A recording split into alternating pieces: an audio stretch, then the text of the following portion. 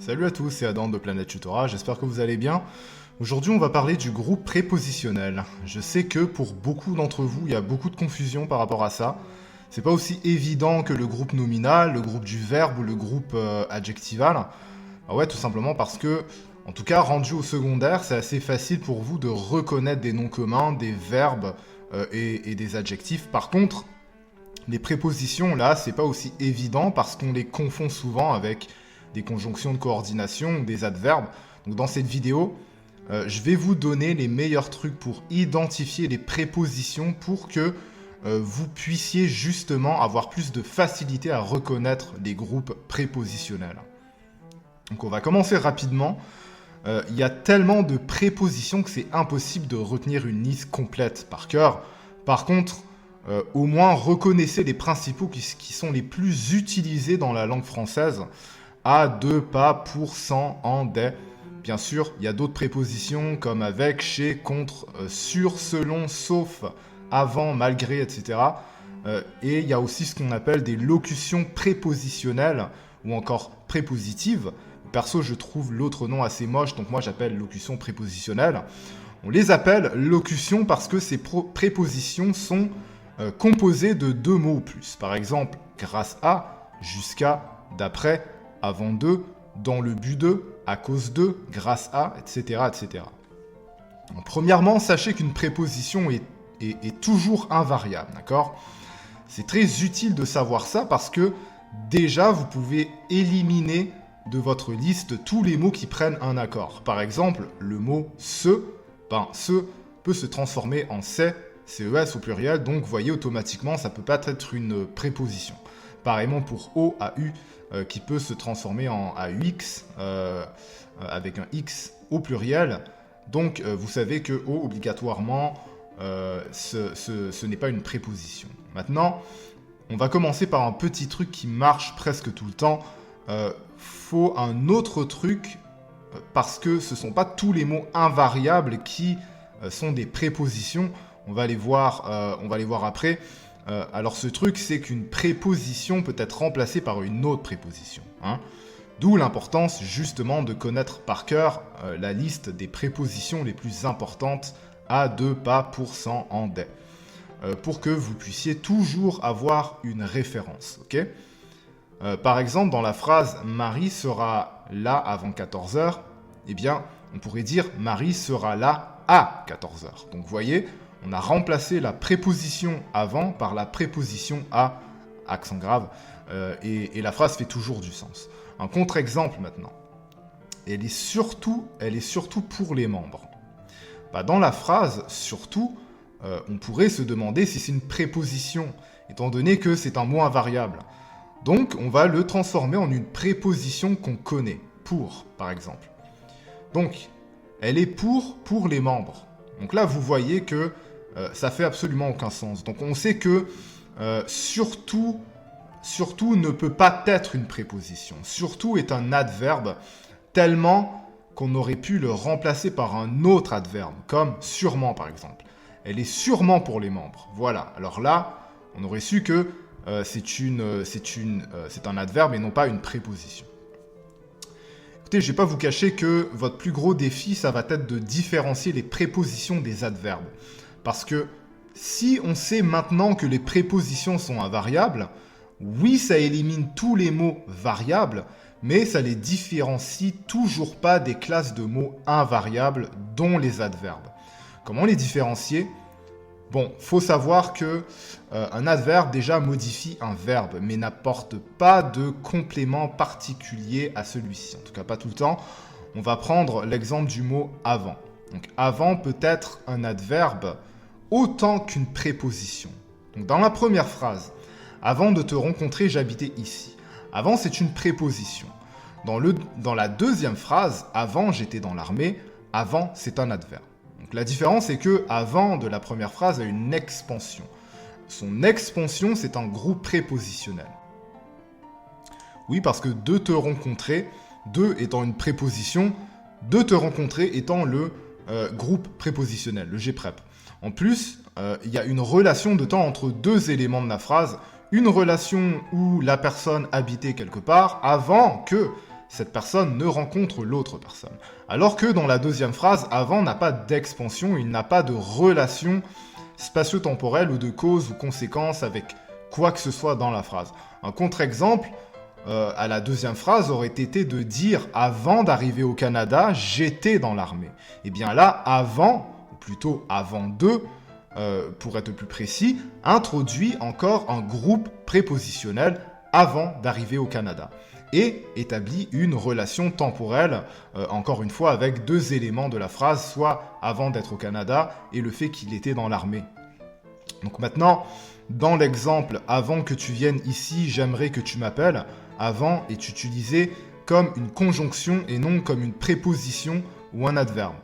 Avant que introduit une proposition subordonnée, que tu viennes ici, et établit une relation donc temporelle indiquant que l'action de la proposition subordonnée plutôt doit se produire avant l'action de la proposition principale qui est « j'aimerais que tu m'appelles ». Donc, quand vous voyez un « que », faites attention, ce n'est peut-être pas une préposition, d'accord ? Remarquez aussi qu'à chaque fois que « avant » est une préposition, on peut le remplacer par une autre préposition et la phrase ferait toujours du sens. Par exemple, « Pour te rencontrer, j'habitais ici. Pour arriver au Canada, j'étais dans l'armée. » Même si les phrases sont pas grand sens, grammaticalement, elles sont correctes. Alors qu'on ne peut pas en dire pareil si on disait « pour j'étais dans l'armée ». Là, on voit que grammaticalement, ça fait aucun sens. Après, on ne peut pas toujours se fier sur « on peut remplacer une préposition avec une autre préposition ». Donc, c'est pour ça qu'il faut connaître d'autres méthodes, dont justement ce qu'on vient de voir avec le fait qu'une préposition établit une relation logique entre deux éléments dans une phrase. Ensuite, dans les deux prochaines diapositives, ce sont les mêmes explications. Okay, vous pouvez mettre sur pause pour regarder ça et appliquer, copier-coller ce que je viens d'expliquer. Donc maintenant, on se pratique. Ici, vous avez plusieurs phrases avec des mots soulignés et vous devrez me dire si chacun d'entre eux est une préposition ou un adverbe. Autre consigne, remplacer chaque adverbe par un autre adverbe comme probablement. Et nous, on se retrouve avec les réponses tout de suite. Alors voici les réponses, donc il faut aller chez toi. Alors chez, c'est la préposition, bon voilà, je viens de répondre. Donc ce n'est pas un adverbe tout simplement parce que on ne peut pas le remplacer par un adverbe. On ne pourrait pas dire il faut aller probablement toi, ça ne se dit pas. Il est sûrement docteur. Là, ça c'est un adverbe plutôt. On sait que les adverbes finissent par ENT, il y en a beaucoup qui finissent par ENT plutôt, et on aurait pu aussi le remplacer par « il est probablement docteur ». Bien entendu, il y a d'autres explications aussi à ça, pourquoi l'un est une préposition et l'autre est un adverbe, mais je n'irai pas en détail là-dessus, en tout cas pas maintenant, parce que je veux vous donner des trucs simples, des trucs vraiment simples pour que vous puissiez un peu plus facilement différencier les adverbes des prépositions. Vous êtes venu sans rien apporter, alors sans... c'est une préposition, donc on ne pourrait pas dire « vous êtes venu probablement rien apporter », ça ne se dit pas. Tu dois surtout te méfier de cette route, alors là c'est un adverbe, on aurait pu le remplacer par probablement, tu dois probablement te méfier de cette route. L'autre phrase, elle est partie en bus, donc en c'est une préposition qu'on connaît bien. L'avant-dernière phrase, il court assez vite, donc les deux sont des adverbes assez vite. On aurait pu tous les deux les remplacer par probablement. Il court probablement vite ou il court assez probablement. On aurait pu les remplacer grammaticalement, ça aurait fait du sens. Il faut aller là-bas. Alors là-bas, c'est un adverbe. C'est très important parce que là-bas, la plupart du temps, c'est toujours un adverbe. Donc voilà. Même si on ne peut pas le remplacer par probablement. Par contre, on aurait pu le remplacer par un autre adverbe de temps, comme ici. Bon, ça, c'est un détail, c'est un peu moins évident pour vous. Bon, je vous laisse tranquille avec les différences entre les prépositions et les adverbes. Après ça, promis, c'est juste vraiment pour illustrer deux points. Une préposition doit établir une relation logique entre deux éléments d'une phrase, soit une logique spatio-temporelle, ou de but, ou de conséquence, etc. Alors qu'un adverbe ne peut pas avoir vraiment ce rôle. Et l'adverbe, la plupart du temps, n'est là que pour modifier le verbe. Je dis bien la plupart du temps, parce qu'il y a beaucoup d'exceptions, mais ça on le verra dans une autre vidéo, et de toute façon, après avoir vu cette vidéo-là, vous en faites pas, vous aurez vu à peu près 97% des cas. Par exemple, dans la première phrase, avant toute chose, je voudrais vous dire ceci. Alors dans ce cas, avant est une préposition parce qu'avant introduit une relation temporelle ou un ordre temporel plutôt qui dirait que la personne en question voudrait dire quelque chose avant de faire quoi que ce soit d'autre. Donc avant introduit une suite ou un complément d'information si vous voulez. Par contre, dans la deuxième phrase, il faut que je vérifie cela avant. Avant est un adverbe. Pourquoi ? Avant introduit rien du tout. Avant qui, avant quoi, on ne sait pas. Donc avant est tout simplement là pour modifier le verbe vérifier. Donc vérifier comment, vérifier avant. Ou vérifier quand, vérifier avant. Maintenant, la dernière phrase, je dois venir avant que José n'arrive. On voit dans la phrase que, avant que, là, avant introduit une proposition subordonnée qui exprime une condition ou un événement qui doit se produire avant la proposition principale. Donc avant n'est plus seulement avant, il devient avant que, et avant que est une conjonction ici et pas une préposition. Maintenant, je vous rassure, on a fait les cas les plus difficiles. Différencier une proposition d'un adverbe. Là, on passe à une autre classe de mots plus facile à différencier qui sont les conjonctions de coordination. J'ai fait une vidéo sur les conjonctions de coordination dans les subordonnés, donc dans ma vidéo plutôt qui porte sur les subordonnés.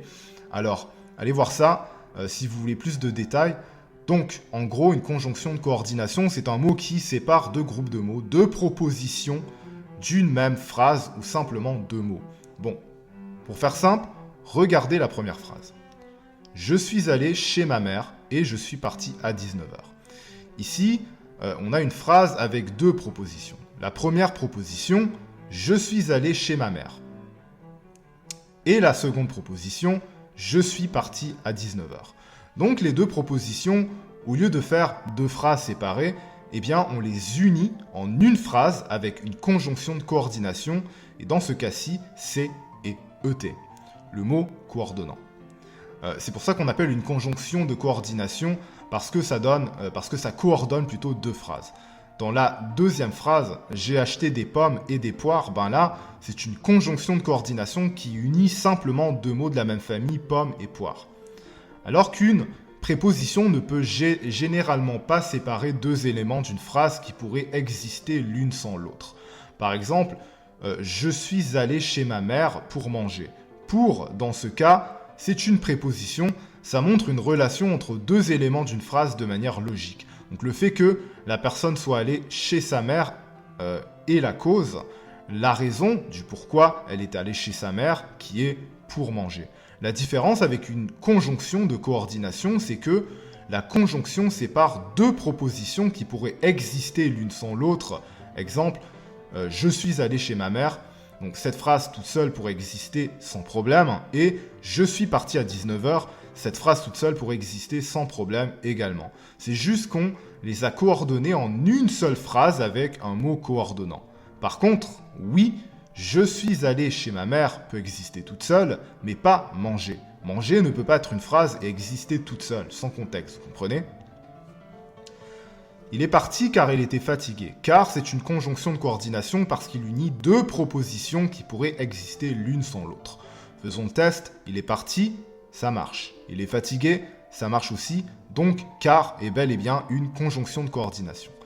Essayons avec la phrase suivante. Il est arrivé sans nous prévenir de sa venue. Il est arrivé, ok, ça marche. Nous prévenir de sa venue. Alors là, vous voyez que la phrase est grammaticalement incorrecte. Il manque un sujet dans cette phrase. Donc, sans, ici, est sans doute une préposition. On pourrait même la remplacer par une autre préposition qu'on connaît. Pour, par exemple, on va essayer, il est arrivé pour nous prévenir de sa venue. Et ouais, ça marche complètement avec une autre préposition. Là, on a encore une preuve que sans est une préposition. Donc dans cette phrase, sans est un mot qui donne un sens d'exclusion entre deux éléments de la phrase. Soit il est arrivé sans faire quelque chose, c'est-à-dire les prévenir de sa venue. Une autre phrase, il est arrivé, donc je suis parti. Bon, donc est une conjonction de coordination. Comment on sait? Déjà, si vous connaissez les conjonctions de coordination les plus connues, vous le savez d'office. Mais si vous ne savez pas, eh bien, comprenez que dans cette phrase, il y a deux propositions et chacune d'entre elles, encore une fois, peuvent exister l'une sans l'autre. Exemple, il est arrivé, oui, c'est grammaticalement juste. Ensuite, je suis parti, sujet, verbe, complément, oui, c'est grammaticalement correct aussi. Alors, le mot donc était simplement là pour coordonner deux propositions dans une même phrase. Donc clairement, c'est une conjonction de coordination. En plus, on n'aurait même pas pu le remplacer par une autre préposition. Donc exemple, pour il est arrivé pour je suis parti. Donc vous voyez que ça fait pas de sens. Donc, dernière phrase maintenant, il est arrivé dès 2h de l'après-midi. Dès est une préposition. Alors comment on peut le savoir? Il aurait pu être remplacé par une autre préposition qu'on connaît comme à, accent grave par exemple. Il est arrivé à 2h de l'après-midi. Mais pas juste ça, les deux éléments de la phrase n'auraient pas pu exister l'un sans l'autre. Il est arrivé, ok, et qu'en est-il de 2h de l'après-midi? On voit que la phrase n'est pas complète du tout. On ne peut pas juste dire 2h de l'après-midi comme ça. Comment il faut un sujet? Ou encore un verbe aussi, ça aurait fait encore plus de sens. Dernièrement, on peut rationaliser la chose en disant que des est là pour établir une relation de temps entre les deux éléments, entre le fait qu'il est arrivé et le fait que c'était 2h de l'après-midi. Donc, vous voyez qu'il y a plusieurs façons de savoir si un mot est une préposition ou une conjonction de coordination. Parfois, une méthode suffit, mais parfois, il faut en tester une ou deux autres pour bien être certain de notre coup. Donc dans cette diapositive, j'explique essentiellement ce que j'ai expliqué plutôt avec les conjonctions de coordination. Donc vous avez d'autres exemples si vous voulez voir. Simplement, sachez que les conjonctions de coordination, tout comme les prépositions, peuvent donner un sens entre deux éléments d'une même phrase, une cause, une conséquence. Mais après, comme je vous ai expliqué, il y a plusieurs façons de faire la différence entre une conjonction et une préposition. Donc dans celle-là, j'explique aussi ce que je disais tout à l'heure, dans le sens que les prépositions ne relient généralement pas deux propositions indépendantes et établissent des relations différentes, soit de lieu, de temps, de manière, de cause, etc. Donc vous en avez des exemples ici. Vous pouvez mettre la vidéo sur pause pour regarder ça. Maintenant, on se pratique. Voici un exercice dans lequel vous devrez simplement identifier si chacun des mots soulignés est une préposition ou une conjonction et autres consignes. Remplacer les prépositions par une autre préposition. Nous, on se retrouve avec les réponses tout de suite. Alors, voici les réponses. Donc, Marie-Pierre est arrivée sans prévenir, donc sans c'est la préposition. On aurait pu la remplacer par pour. Marie-Pierre est arrivée pour prévenir. Donc, ça aurait marché. Grammaticalement, c'est correct. Héloïse est partie en avion avec sa sœur. Donc voilà les deux propositions, en et avec. On aurait pu remplacer en par. Donc Héloïse est partie par avion. Et on aurait pu remplacer avec pour. Donc est partie en avion pour sa sœur. Sébastien s'est bagarré, alors il s'est fait renvoyer. Donc alors là c'est une conjonction. D'accord, donc ça relie tout simplement deux propositions plutôt d'une phrase. On aurait pu la remplacer par donc Sébastien s'est bagarré, donc il s'est fait renvoyer.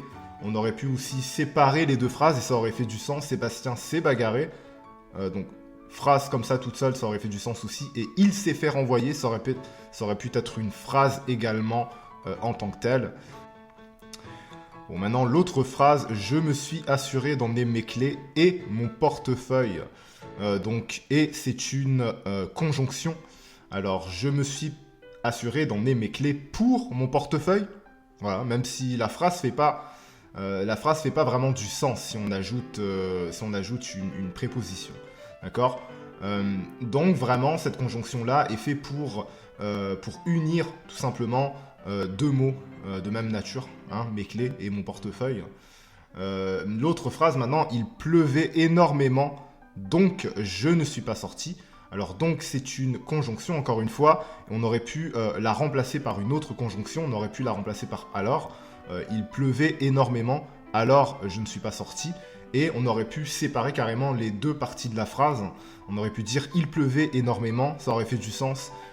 Et aussi on aurait pu dire je ne suis pas sorti, ça aurait fait du sens. Mais on les a réunis avec une conjonction.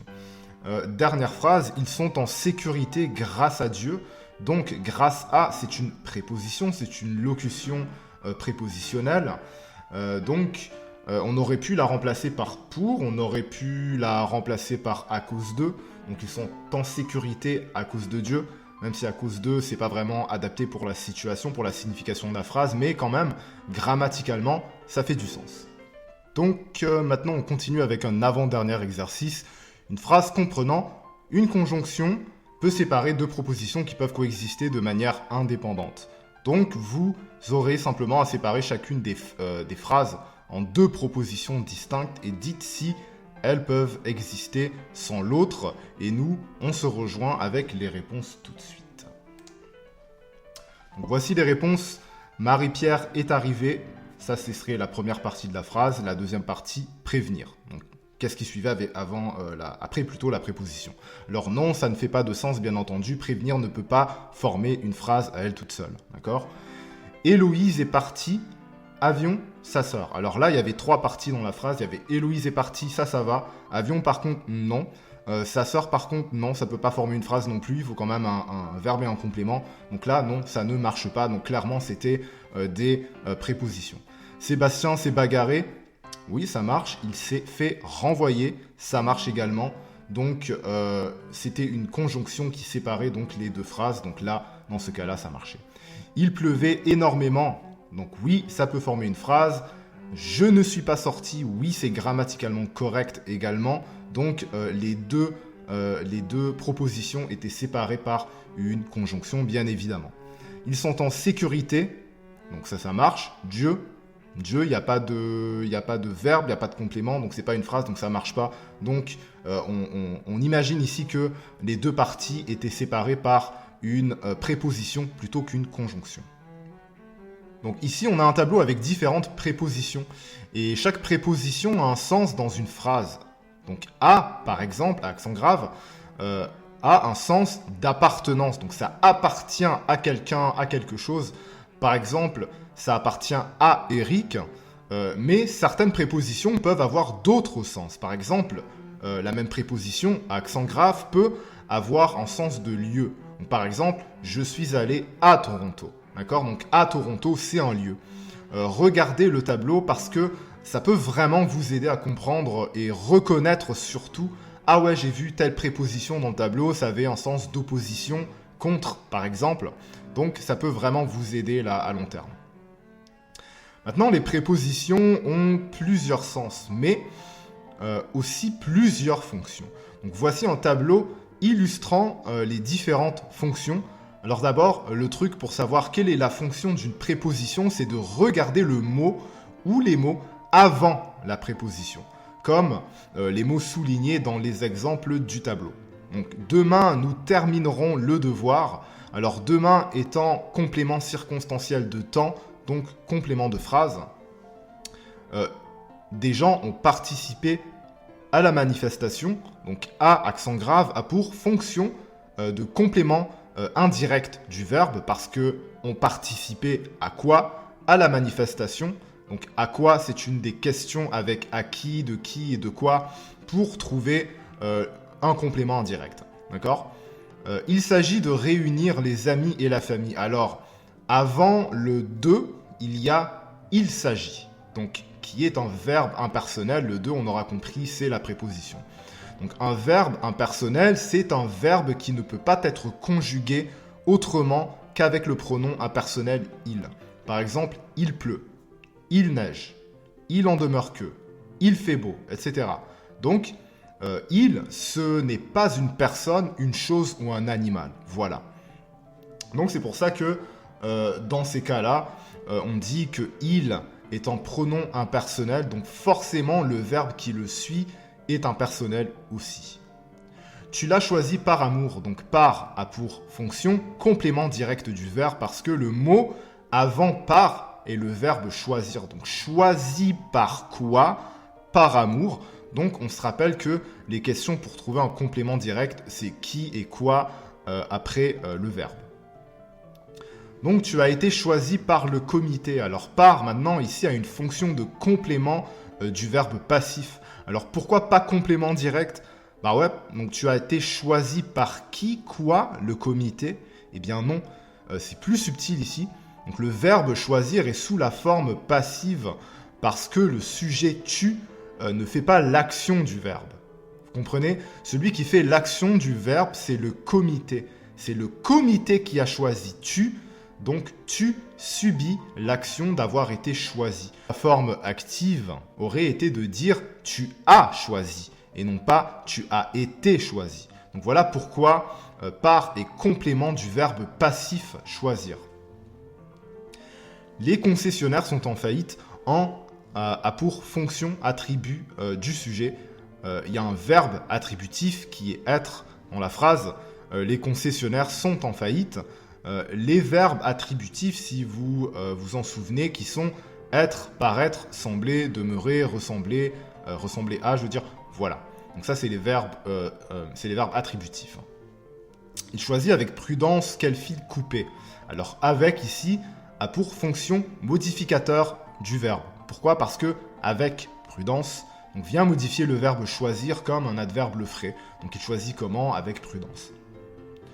Nous avons entendu la blague de ton père de DE a pour fonction de complément du nom parce que qu'est-ce qui se trouve avant la préposition de? Un nom commun qui est blague. Donc comment on fait pour trouver le complément du nom? On pose la question de qui, de quoi après le nom. Donc la blague de qui? La blague de ton père. Donc de ton père, c'est le groupe prépositionnel et de, c'est le noyau, c'est la préposition. Ces pesticides sont efficaces contre les insectes, donc contre et complément de l'adjectif parce que qu'est-ce qui se trouve avant la préposition contre? Vous l'aurez deviné, un adjectif efficace. Donc contre et complément de l'adjectif efficace. J'ai vu son dessin et celui de Pierre, donc ici c'est un peu moins évident. De a pour fonction a pour fonction de complément du pronom parce que celui est un pronom tout simplement. Celui, pronom qui remplace son dessin. Donc de a pour fonction de complément du pronom celui. Heureusement pour vous, je suis là. Donc pour a une fonction de complément de l'adverbe parce que, vous l'aurez deviné, heureusement est un adverbe et il est placé juste avant la préposition pour. Pour, rappel, là, L, accent grave, est un adverbe, d'accord? Donc maintenant, dernier exercice, ici, vous devez simplement trouver la préposition de la phrase et trouver la fonction que la préposition occupe dans la phrase. Et moi, je vous retrouve avec les réponses tout de suite. Alors voici les réponses. Ces messieurs ont demandé à l'administrateur les clés du site. Alors A, c'était, accent grave, c'était la préposition. Qu'est-ce qu'il y avait avant la préposition à? C'est le verbe demander. Alors, demander à quoi? Ou demander à qui plutôt? Parce qu'il a demandé à quelqu'un. Donc, à l'administrateur. Donc, à avait pour fonction complément indirect du verbe parce qu'on a tout simplement posé la question à qui après le verbe demander qui était juste avant la préposition à. Il pleut à boire debout. Alors, il pleut, ça ressemble pas mal à un verbe impersonnel, ça. Ok? Donc, effectivement, à, donc accent grave, avait la fonction de complément du verbe impersonnel. Troisième phrase, il a conduit la voiture de sa mère. Donc, de étant la préposition. Qu'est-ce qu'il y avait avant de? C'est une voiture, voiture qui est en nom commun. Donc, de avait pour fonction complément du nom. Ces pesticides sont plus efficaces contre les insectes. Donc, contre, c'est la préposition. Qu'est-ce qu'il y avait avant la préposition? C'est le mot efficace. Efficace, c'est quoi? C'est un adjectif. Donc, contre avait bien évidemment la fonction de complément de l'adjectif. Dernière phrase, le PDG a été exclu par les investisseurs. Par étant la préposition et a été exclu. Ça, c'est un verbe passif. Donc, pourquoi ? Parce que si le verbe avait été un verbe actif, on aurait dit le PDG a exclu les investisseurs. Mais là, c'est pas un verbe actif, c'est un verbe passif. Le PDG ne subit pas, ne fait pas l'action, il subit l'action. Donc c'est un verbe passif, donc par et complément du verbe passif. Alors petit résumé des classes de mots invariables ici. Donc rappelez-vous, pour bien performer à ces exercices, il est essentiel de différencier les classes de mots invariables et je le répéterai jamais assez. Donc ici, vous avez un résumé de tout ça. Donc tout d'abord, retenez les prépositions les plus connues comme ça peut vous aider à les identifier plus rapidement. Maintenant, les prépositions ont un sens et une fonction dans la phrase et peuvent être remplacées par d'autres prépositions. Mais contrairement aux conjonctions de coordination, et je vous conseille aussi de retenir les conjonctions les plus connues, donc, mais où est donc Carnior ? Donc, elles ne séparent pas deux propositions qui peuvent exister l'une sans l'autre, et finalement, les adverbes n'ont pas autant de fonctions particulières dans une phrase que les prépositions. Donc, les fonctions des adverbes, c'est plus relié à modifier un verbe, un adverbe ou un adjectif. Les fonctions dans une phrase sont rares, et de toute façon, rappelez-vous que vous pouvez remplacer un adverbe par un autre adverbe pour savoir si c'en est un et vice-versa pour une préposition. Et bien entendu, faites gaffe aux subordonnés. Donc, dernière chose, petit cas spécial maintenant, vous vous rappelez donc, des arbres de groupe de mots. Eh bien, il y a un cas spécial que vous allez voir. On a un cas commun assez simple. Il a conduit la voiture de sa mère. On a de sa mère qui forment le groupe prépositionnel, le noyau étant bien sûr la préposition de, donc DE, avec un groupe nominal parce que mère, c'est un nom. On a un cas un tout petit peu plus complexe, mais faut juste être attentif tout simplement. Il peut y avoir plusieurs groupes prépositionnels dans une phrase. En voici un exemple. Marc a conduit la voiture de sa mère pour aller chez sa copine. Donc il y a 3 groupes prépositionnels. Le premier, c'est une préposition plus groupe nominal. Le deuxième, c'est une préposition plus groupe du verbe infinitif. Et le troisième, c'est une préposition plus un groupe nominal. Donc finalement, on a le cas moins commun, mais que vous pourriez rencontrer à quelques reprises. Et oui, c'est possible d'avoir 2 prépositions d'affilée. Il est venu de chez sa mère. On appelle ça préposition plus groupe prépositionnel. Pourquoi ? Parce qu'il y a une première préposition de et il y a une deuxième préposition juste à côté qui est chez.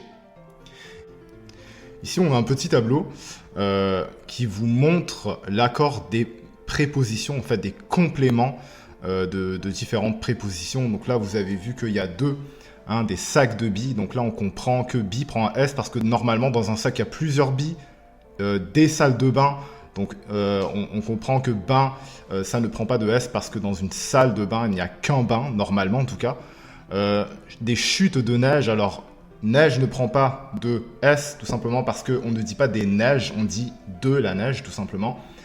Des salles de réunion, donc là, ici, dans ce contexte-là, ça peut prendre 2 sens. Donc, soit on comprend que dans cette salle, il peut y avoir plusieurs réunions, ou soit on comprend que dans cette salle, il ne peut y avoir qu'une réunion.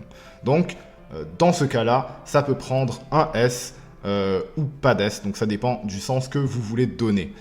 Brosse à cheveux, brosse à foin, c'est la même chose qu'avec les deux. Donc brosse à cheveux, on comprend qu'il y a beaucoup de cheveux normalement quand on brosse quelque chose. Brosse à foin, on ne dit que du foin et non pas des foins, donc ça ne prend pas de S à foin. Donc vraiment, ça dépend si le complément est nombreux ou non. Repas entre amis, donc ami prend un S tout simplement parce que ami, il y a plusieurs amis au repas, c'est ce qu'on comprend. Un homme sans chapeau maintenant, alors un homme ne peut porter qu'un chapeau normalement, à moins qu'il ne soit pas normal. Donc, chapeau ne prend pas de X.